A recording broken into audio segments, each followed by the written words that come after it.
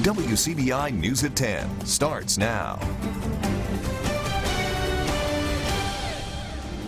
Good evening and thank you for joining us. I'm Riley Livingston. The House of Representatives is gearing up for an historic floor vote on impeachment expected later this week. CBS News correspondent Kenneth Craig has the latest. President Trump stopped in both locker rooms before the Army-Navy football game in Philadelphia on Saturday and then participated in the coin toss. Back in Washington, House members are getting ready to vote on whether to impeach the president on two articles the Judiciary Committee approved along party lines. Friday, President Trump fired back at Democrats after the articles, abuse of power and obstruction of Congress, were sent to the full House. You're trivializing impeachment. And I tell you what, someday there'll be a Democrat president and there'll be a Republican House, and I suspect they're going to remember it. Republican Senator Lindsey Graham spoke about impeachment at a weekend forum in Qatar. This thing will come to the Senate, and it will die quickly, and I will do everything I can to make it die quickly. House Democrat Madeline Dean of Pennsylvania reflected on the historic moment. It feels like a weighty responsibility, hopefully once in a lifetime, but it also feels like an extraordinary privilege to be able to stand up for this country, to be able to stand up for the Constitution. Next Thursday marks 21 years since a Republican-led House approved two impeachment articles against President Bill Clinton. He was later acquitted in the Senate. Kenneth Craig, CBS News. Time is ticking down. Tomorrow is the last day to sign up for 2020 Affordable Care Act health insurance, and Better Affordable Health Care Insurance is helping people sign up. Jennifer Lawrence of Ambetter says the company will be open around the clock to make sure everyone gets a chance. They're turning 19, they're getting off of Medicaid, and we want to make sure that parents know that they can be covered and protected. Registration closes tomorrow at midnight and does not open again until October 2020. Hey there, happy Saturday. A pretty nice evening in store for us, although it is getting a little chilly out there, so make sure you grab that jacket. We're down to 46 already in Starkville and at the Air Force Base. We're 48 for our friends up north in Tupelo.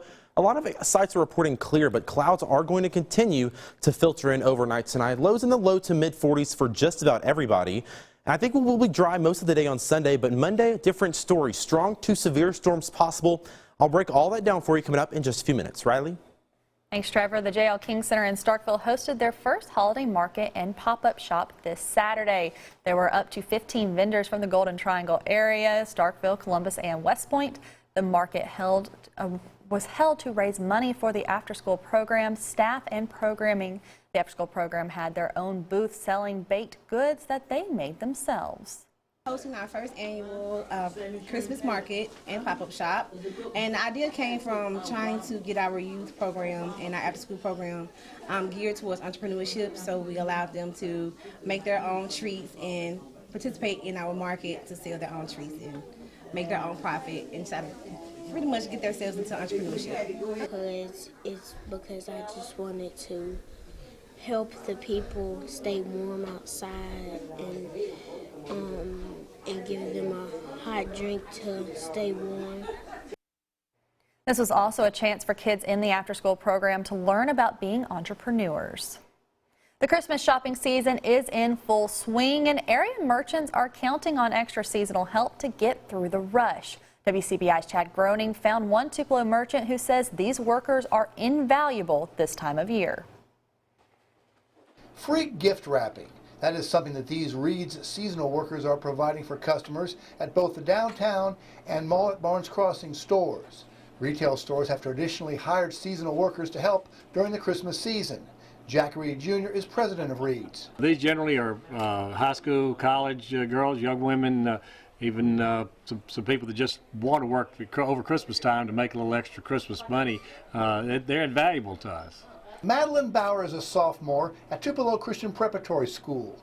This is her very first experience in the workforce. I like working here because it just kind of teaches me some responsibility for when I get older, and working elsewhere kind of teaches me how to make money and save my money and stuff for other things. I'm actually saving up to make a down payment on a car.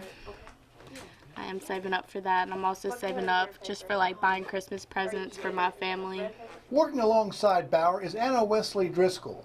who is a freshman at Itawamba Community College. This is also her first work experience. I like it a lot. Sometimes it gets a little busy, but it's enjoyable because you get to meet customers and talk to them. And what about the money you're making? Is it coming in handy for you then? Yes, it gives me extra spending money just so my parents aren't having to give me money every week for everything, and it just gives me more room to have fun. The Reeds at Barnes Crossing Mall store features the sister rapping duo of Georgia Kate and Dawson Crawford. Well, actually, my younger sister started here before me, and then she loved it so much, and so that's why I decided to come here at Reed's. And she needs some extra money to help pay for a trip to Italy. Actually, my boyfriend is from Italy, so his family lives there, but he came to Mississippi State to play tennis, so I'm going to go over there and spend the summer with him. And her younger sister, also a student at MSU, started at Reed's during high school. At first, my grandmother was like, Reed's is hiring, you should go and apply, and so I did, and I started in Christmas time, and I just loved it so much, so I just stayed every year. Brandi Crawford is also an MSU student who works on the sales floor in the jewelry department. I like to work whenever I'm at home, and I like helping people out, and I love customer service. A lot of people don't, but I like working retail. I like to travel a lot, so the money goes towards that. Chad Groening, WCBI News, Tupelo. Jack Reed says even with so many people shopping online, there is still a healthy demand for traditional stores to hire seasonal help. The United Way of Lowndes in Oxby County was busy today wrapping gifts for local families. We'll have more on that coming up after the break. Stay with us. You're watching WCBI News at 10 p.m. with Riley Livingston. Welcome back. For over 100 area children, this Christmas will be a happy one. The United Way's Adopt a Family fundraiser is making it all possible. Our DeAndrea Turner is in the studio with more. DeAndrea. That's right, Riley. The United Way of Lowndes in Oxby County was turned into Santa's workshop. Over a dozen volunteers came out today to make sure that every gift had been wrapped with a sparkly bow on top. The greatest gift that you can give is your time because it's free. It costs nothing. That's what Amanda Turner and her husband did on Saturday at the United Way's Adopt a Family present wrapping. I feel thankful just to be a part of it, just to be able to focus on something other than yourself or what you have going on. This is the couple's first time volunteering, and Billy Turner says he's glad he can help others. It makes me appreciate just, lending a hand to help somebody that don't have anything. And giving back is something Turner believes in. And I think that if people would put Christmas in their heart year round, there'll be more give to people when people don't have a struggle. The United Way of Lowndes County Executive Director Renee Sanders says none of this would be possible without the help of people like the Turners. Our community has stepped up and really done an outstanding job. Volunteers have wrapped over 3,000 presents. And if you want to be one of those volunteers, you still have time. Along with helping hands, wrapping supplies are needed. Bring things like boxes and tape that would help us out tremendously. Cutting, taping, and wrapping gifts, all for a smile this holiday season. The time period for Adopt a Family is up, but if there is an emergency like a house fire, Sanders says they will try to fill in the gaps and help those families that are in need. Thanks, DeAndrea. It may have been a little chilly this morning, but runners didn't seem to mind as they took part in the 10th annual Rudolph Run in downtown Pontotoc. The run is sponsored by the Women's Club of Pontotoc, and then the race is used to raise money for the Pontotoc Library and for scholarships. The mission of the Pontotoc Women's Club, which is a member of the General Federation of Women's Clubs, is to serve the community through philanthropy. The race begins and ends at the library, which the Pontotoc Women's Club has had a long-standing relationship with. Package theft isn't uncommon this time of year. One Minnesota woman who found herself the victim of a porch pirate got a snarky note from the thief rubbing salt into the wound. Here's the story. Got to work right away. Hillary Smith bought a Christmas gift for her boss. When she returned home to retrieve it, and I looked down and there was a piece of notebook paper folded neatly on the top step where the package probably should have been. So I picked it up, read it, and it basically was a thank you note for letting me steal your package. She couldn't believe the words she was reading, written by the new owner of your package. I do appreciate a nicely crafted thank you note, but this is ridiculous. I was angry and confused and quite flabbergasted that somebody would actually leave a thank you note when they steal a package. She immediately posted on social media where the thank you note gained steam and caught the attention of St. Paul Police. It's something we've never seen before, and I don't know what to chalk it up to. It's so unheard of. Police wonder if others got a note and ask people to report these kinds of thefts. So we want people to report the crimes as they occur so that we can keep track of them and hopefully solve them. It's, brazen and arrogant. Smith hopes the decoy package now on her steps. That's a little gift from my dog. And this warning will stop thieves and help others have a happy holiday. Just making sure that we raise awareness that this is really happening, and I don't want people to have their holiday season wrecked to have something big stolen from them, We're going to be dry through much of the day tomorrow, but starting on Monday, we're going to be keeping a close eye on our next storm system. This is 8 a.m. on Monday, and you see all this unstable air across the area. Well, that's going to come even closer to East Mississippi and West Alabama, and that line of storms could produce some gusty winds, hail, and even an isolated tornado. I'll break down what that means for you coming up right after this. Your WCBI First Alert AccuWeather forecast with meteorologist Trevor Burchett. We're in for a pretty cloudy Saturday evening, but overall we're going to stay fairly pleasant. You can see on the clouds and radar all those clouds streaming in from the north and west.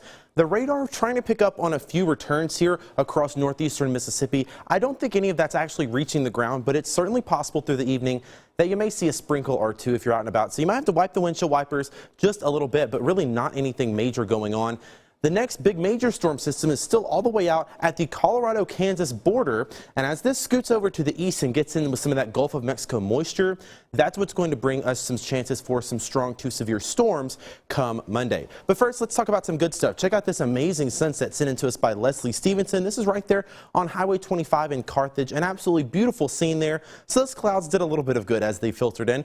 Remember, you can send your photo in to us on Facebook, Twitter, or Instagram.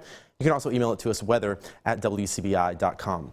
Overnight tonight, clouds continue to filter in, low of about 42, staying mostly dry, and I think that trend will continue into tomorrow. We'll call it about a 20% chance for maybe a sprinkle through the day.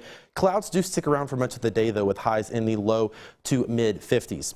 Now, as I mentioned on Monday, I should say, as that next storm system approaches, some severe weather possible. We're already under a level 2 out of 5 risk, the entire WCBI viewing area. And our main threats for this system, what we're thinking, is going to be some gusty wind first and foremost. But after that, we're going to be on the lookout for some hail and potentially an isolated tornado across the area. Obviously, we don't know for sure exactly where that will be happening, but it's something we're going to have to keep a close eye on as this approaches. So starting off Monday at 8 a.m., you see that line of storms off to the west. It kind of gets its act together as it gets into some of that sunshine and energy. By noon, I think it's just outside of our area, eventually scooting a little bit closer. By 2 o'clock, I think a lot of us are going to be seeing some shower and storm activity. I think it gets into the Golden Triangle by 4 or 5 o'clock. The good news is it moves out of here pretty quickly, and I think by 8 or 9 o'clock, we are going to be mostly dry. So again, strong to severe storms possible on Monday. Stay with WCBI for the latest, and we will keep you updated on that as things come together. I'll have the latest tomorrow, and of course, meteorologist Jacob Dickey will be in Monday morning with the latest on the threat the day of. After that, though, we cooled down big time, down into the 40s for Tuesday, staying warm, or staying fairly mild through the end of the week, 50s, with a chance for showers on Friday and Saturday. We're back with more after this. Stay with us. Your WCBI Sports with Courtney Robb. After coming off a loss to Louisiana Tech, Mississippi State head coach Ben Howland stressing that the Bulldogs need to do a better job on defense. Defense would end up being the key for Mississippi State to beating Kansas State on the road. The Bulldogs versus the Wildcats at the Prudential Center in Newark, New Jersey. First half, first possession, Bulldogs. Guard Robert Woodard knocks down the 3 bucket. Nothing but net, MSU up 3-0 in a blink. Midway through the first, MSU trailing by 7. Guard Tyson Carter from deep drains it. The Bulldogs trailing 19-15. Under 3 to go in the first. Forward Abdullah Dew putting in work down low. Lays it in for 2. The Wildcats leading 30-24. Right before the break, guard Iverson Molinar, ice in his veins, gets the shot at the rim, ties it up at 32 at the break. And then in the second half, 8 minutes to go, forward Reggie Perry feeding it inside to a Dew, who lays it in. 2 minutes remaining, Carter driving, pulls up, bottoms. Mississippi State takes a 61-58 lead. And time winding down, Perry driving inside, feeds it to a Dew with the finish at the rim. Mississippi State in comeback fashion gets the win, 67-61. Coach Hallen getting what he asked for, 17 of 25 at the line and 36 rebounds. Next up, it's back to Starkville for Mississippi State hosting Radford on Wednesday. Ole Miss back inside the pavilion this afternoon to host Middle Tennessee State. However, this non-conference game has a twist. Second-year Ole Miss head coach Kermit Davis playing his former Blue Raider team. The matchup therefore coined the Kermit Davis game.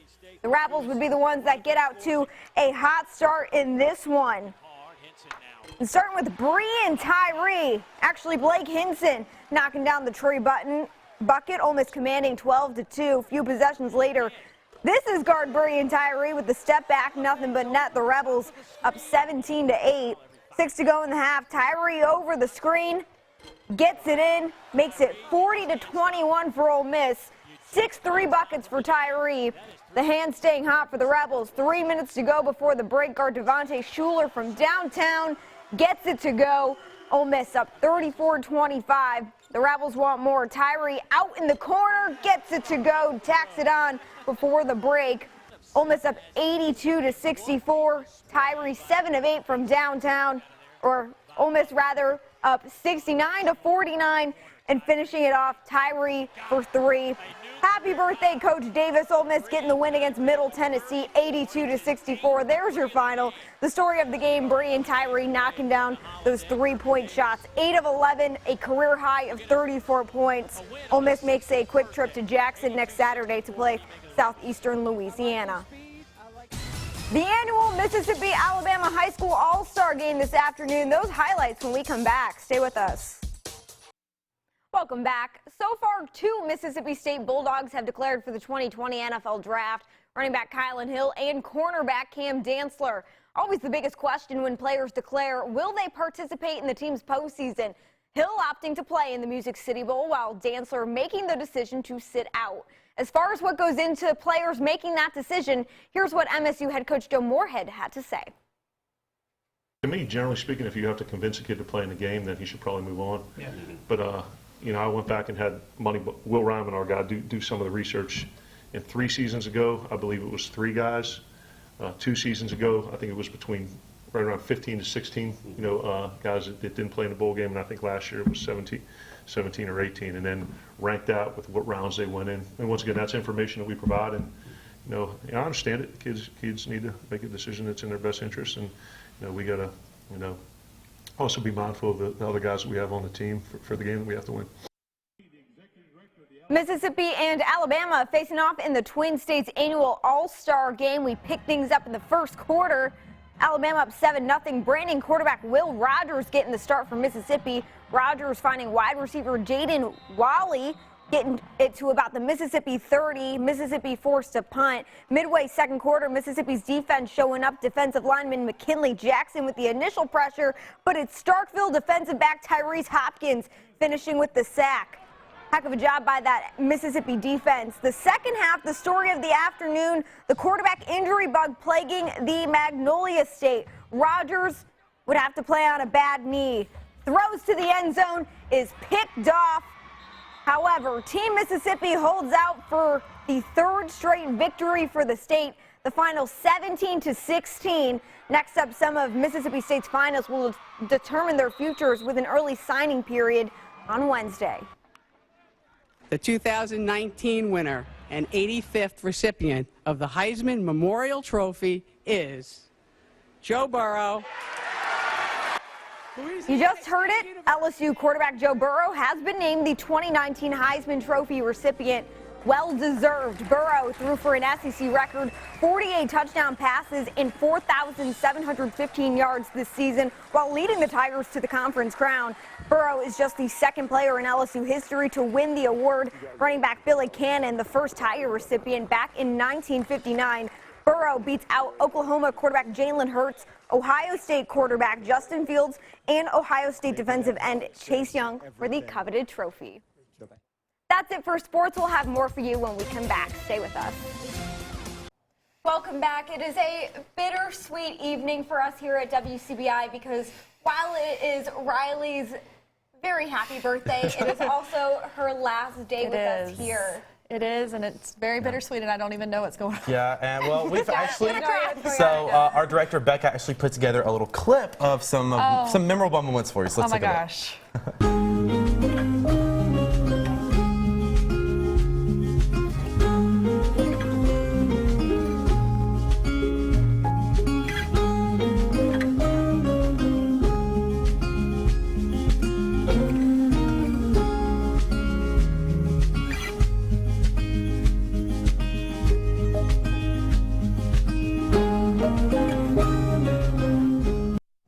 Miss all of you guys. I will say for sure, I will definitely never forget that haunted house. Okay, we're all, I feel like we're all getting emotional. Yeah. And I'm like, I am tearing up right now. I'm not even going to lie. Well, I hope you realize how much you have meant to every single one of us here at WCBI. How much you will continue to mean to us here at WCBI. And we, of course, wish you all the best in your next. I'm getting all emotional. I'm literally crying right now. I don't even know.